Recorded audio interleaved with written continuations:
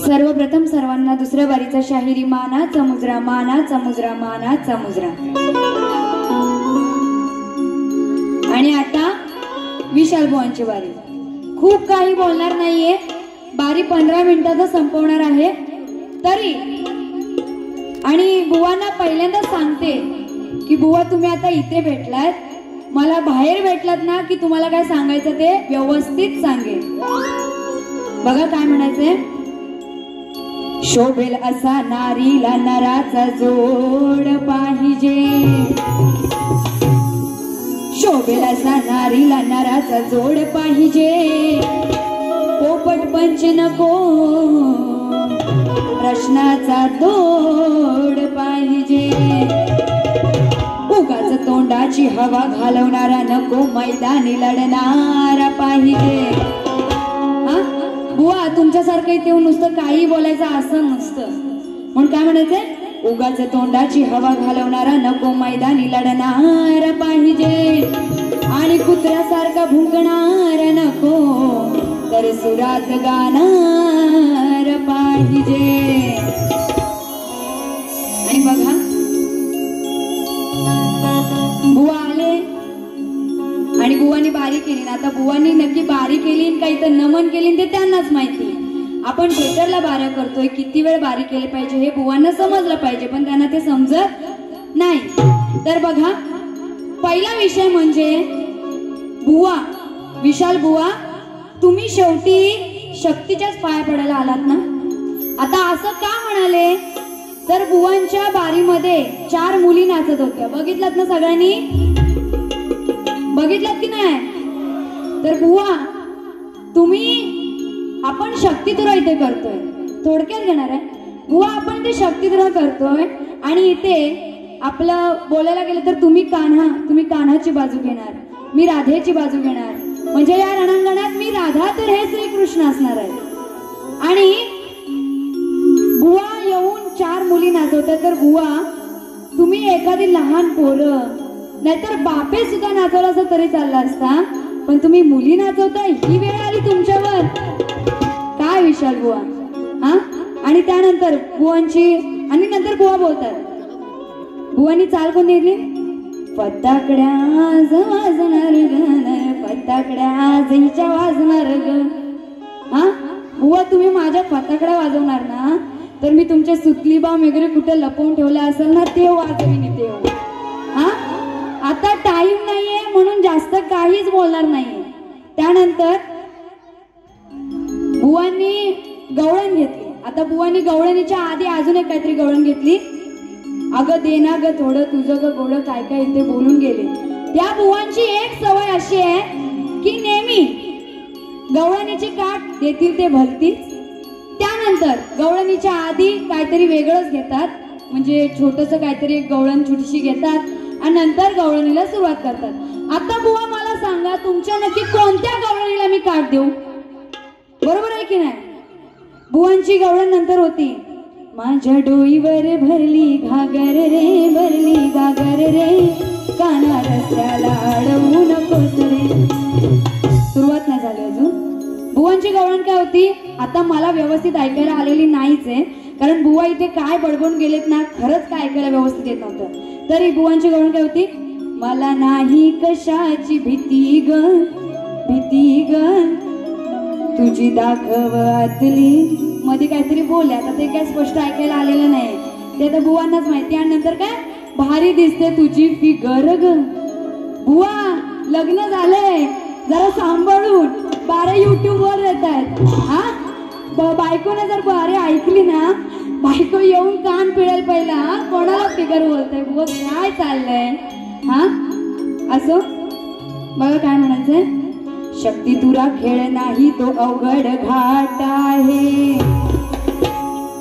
समजू नको वेड्या ही भूमी सपाट आहे. अरे प्रत्येकाची लागलेली ती एक वाट आहे, आणि तोरा दाखवू नको. कारण बुवा इथे खूप काही बोलून गेले, हिच्या फटाकड्या वाजवतो आणि ह्याव मी त्याव.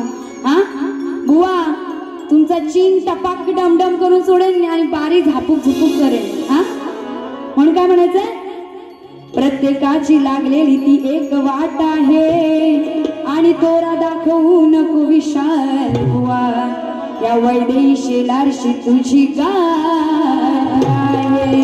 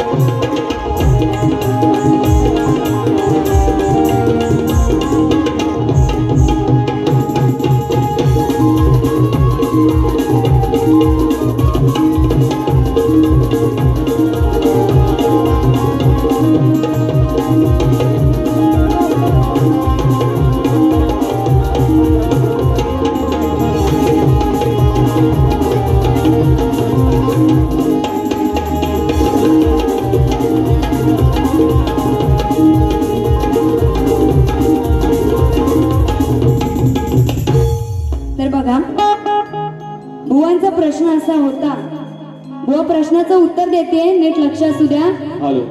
बुवांचा प्रश्न असा होता की गण गवळण दोन केळीचा नवरा कोण.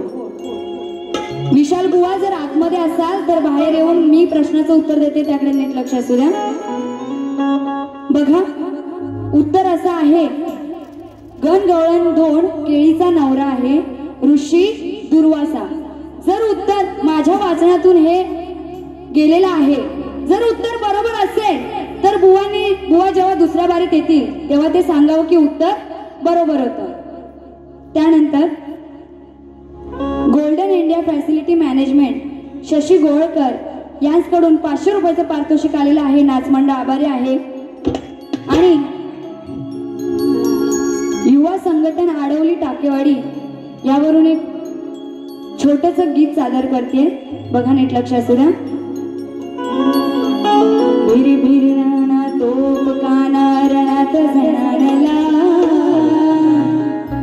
म्हणून काय म्हणायचंय, युवा संघटन आडवली टाकेवाडी हे त्यांचे गाव. युवा संघटन आडवली टाकेवाडी हे त्यांचे गाव.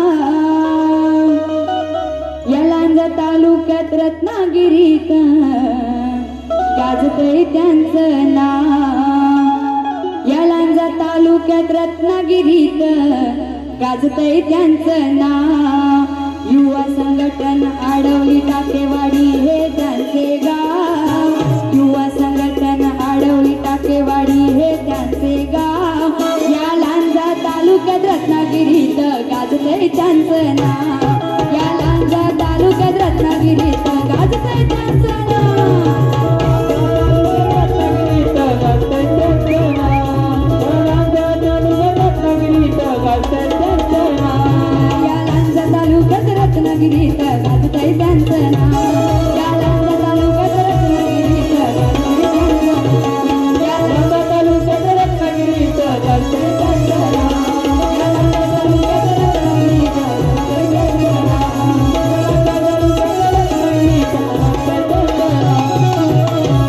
श्री भाषिकेश्वर युवा संघटन आडवली मंडळाच्या नावाने मुकडा गायचा होता, तुम्ही गायला आहे थोडक्यात. आणि त्यांच्याकडून मला 500 रुपयाचं पारितोषिक आलेलं आहे. नाचमंडळ आभारी आहे. तसेच कोकणी शशांक गाव टाकेवाडी संगमेश्वर यांच्याकडून 200 रुपयाचं पारितोषिक आलेलं आहे. नाचमंडळ आभारी आहे. तसेच एक शेवटचं श्रद्धांजली गीत घेते, जे एरोप्लेन जो क्रॅश झाला आणि त्याच्यामध्ये निष्पाप जीवांचा मृत्यू झाला, त्यांच्यावरून एक श्रद्धांजली गीत घेते, नीट लक्ष असू द्या. झेप घेतली अवकाशात होते प्रवासी आनंदात.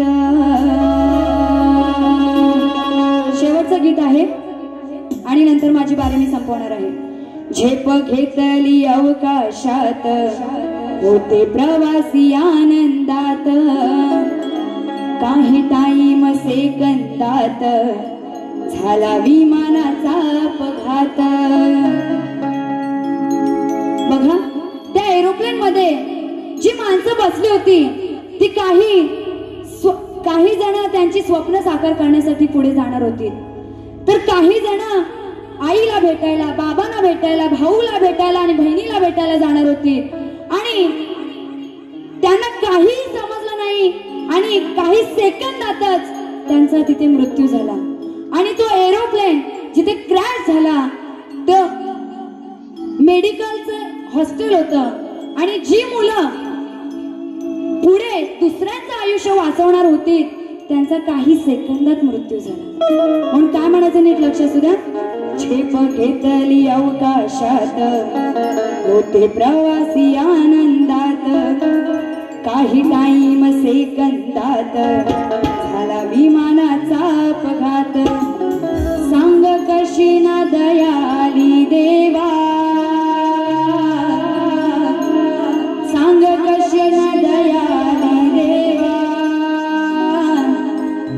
काय होता गुन्हा, काय होता गुन्हा, आज विझला मायेचा दिवा. काय होता गुन्हा, काय होता गुन्हा, आज विझला मायेचा दिवा.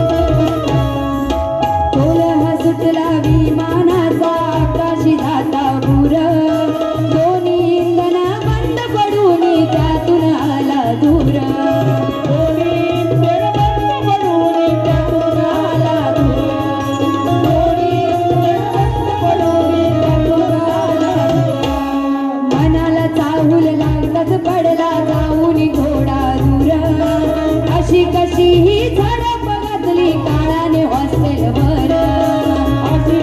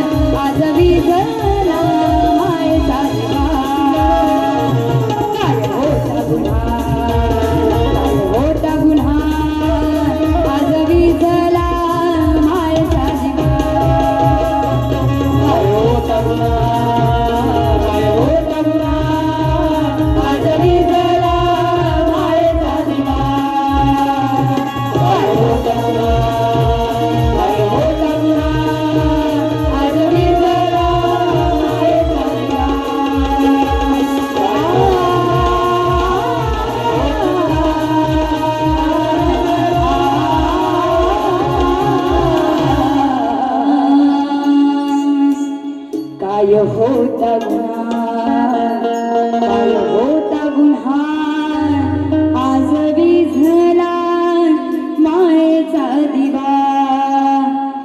त्या सर्व जीवांना मी माझी श्रद्धांजली अर्पण करते आणि मी माझी दुसरी बारी इथे संपली असं जाहीर करते. आणि पुन्हा एकदा माझी दुसरी बारी बघण्यासाठी जे इथे सर्व रसिकजन जमलेले आहेत त्यांना सुद्धा दुसऱ्या वर्गात पुन्हा एकदा शाहिरी मानाचा मुद्रा करते. आणि माझी बारी तुम्ही नीट ऐकलीत यासाठी आभार मानते आणि माझी बारी इथे संपवते आणि बुवांना दुसऱ्या बारीसाठी शुभेच्छा देते. धन्यवाद.